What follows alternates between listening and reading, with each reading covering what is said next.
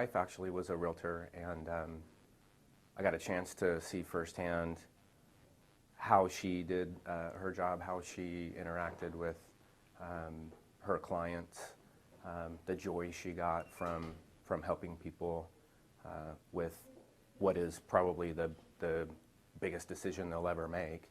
I started with another company locally, but I had a chance to get to know one of the office managers at Coldwell Banker, and liked what he had to say, liked what the company had going for them, and thought it would be a good decision for me to move over to this company. And that was about 8 years ago or so, and I've been with them ever since.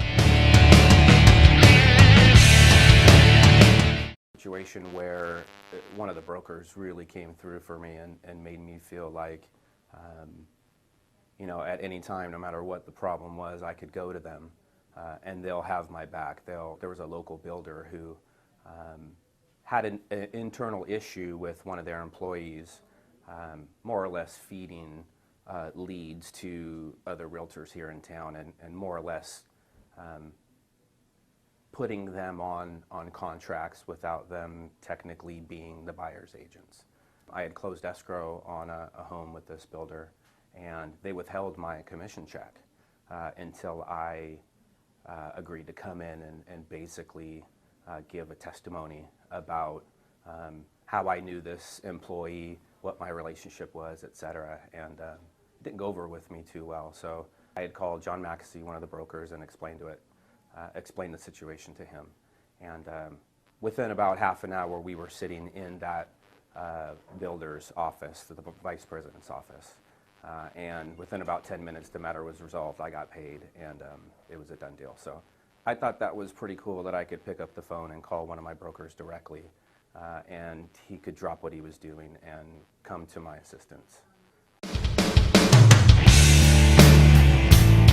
I think the one thing that does it for me is the strength of the company, the stability of the company. I mean, these guys have been in business for a long time. They've got a great business model. They run their business very professionally, very efficiently.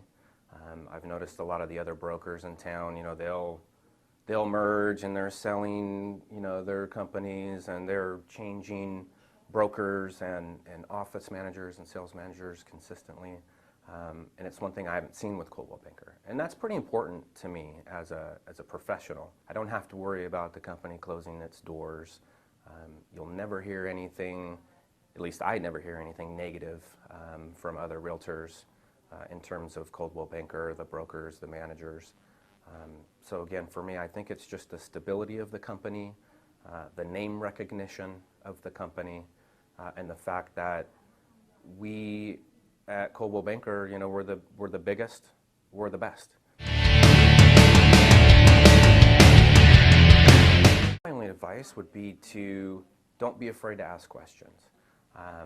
Matter of fact, I just entered a deal with a brand new Coldwell Banker agent. She's just been here since December, about 2 months. It's her first deal. It's an REO property listing of mine.